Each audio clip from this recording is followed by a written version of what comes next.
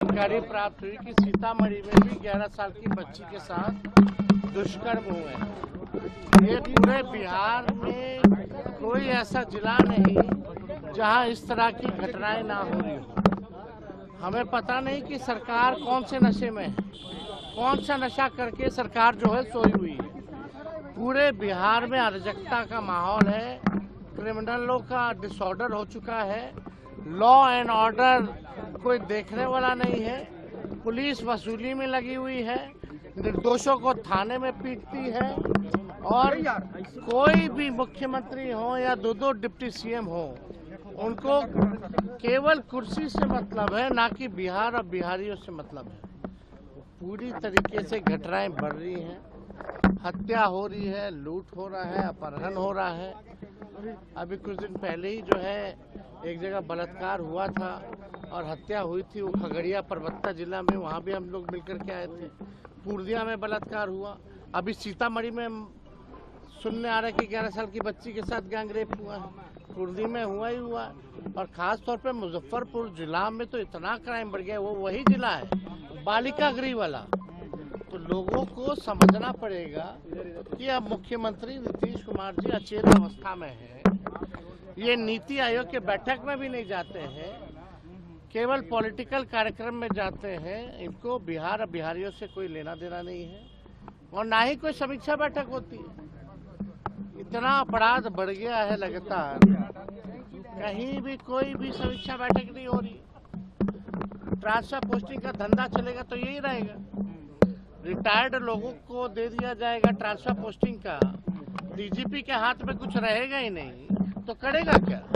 तो ये पूरी तरीके से सिस्टम एकदम नकारा हो चुकी है, सीएम एकदम थका हारा हो चुके हैं, बिहार इन लोगों से चल नहीं रहा है। और जो भी अपराधी बिहार में, अगर इन्वेस्टिगेशन अगर आप देखिए तो पुलिस का इन्वेस्टिगेशन का परफॉर्मेंस जो है बेहद पुअर है, और अगर इन्वेस्टिगेशन होता है, अदालत तक जाती है, तो अदालत से भी जो अपराधी हैं बेल लेकर के बाहर आ जाते हैं। जो पुलिस जो है वो सजा जो है नहीं दिला पाती। भ्रष्टाचार का अलग केस चल रहा है ईडी और सीबीआई में, कौन कौन अधिकारी है, कौन कौन मंत्री है, लेकिन खबरों में नहीं रहता है बिहार।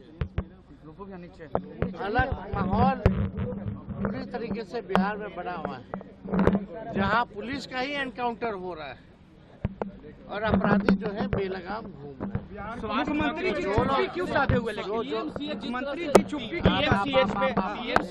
समझ कुछ दिन पहले ही हमको चुनौती दिया जा रहा था कि आइए मैदान में हम से फरिया लीजिए और डिबेट कीजिए।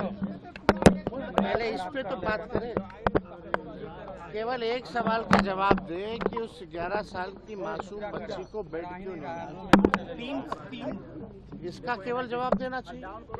तो आप समझ सकते हैं कि इन लोगों को तो अस्पताल में भी जाते हैं, चमकी बुखार भी होता है तो क्रिकेट का स्कोर कितना है वो पूछते हैं। कितने गंभीर हैं लोग, इन लोगों का। अरे भाई, मंत्री जी का पीए तीए जो लोग हैं वो तो बेड बेचवा लोग हैं। आईजीएमएस में जाइए कितना बेड बेच रहा है, हम तो डंके पे कह रहे हैं। जो इन लोगों का पीए तीए है कमिश्नर मंत्री जी को। लेकिन तेजस्वी जी, सवाल है कि मुख्यमंत्री जी चुप्पी साधे क्यों हुए हैं? 3 सदस्यीय डॉक्टरों की टीम गठित इस तरह का घटना लगातार घटना जो होनी थी हो गई। 4 टीम गठित करें या 100 टीम गठित करें, इन लोगों की जब तक मंशा ठीक नहीं होगी तब तक सुधार होने वाला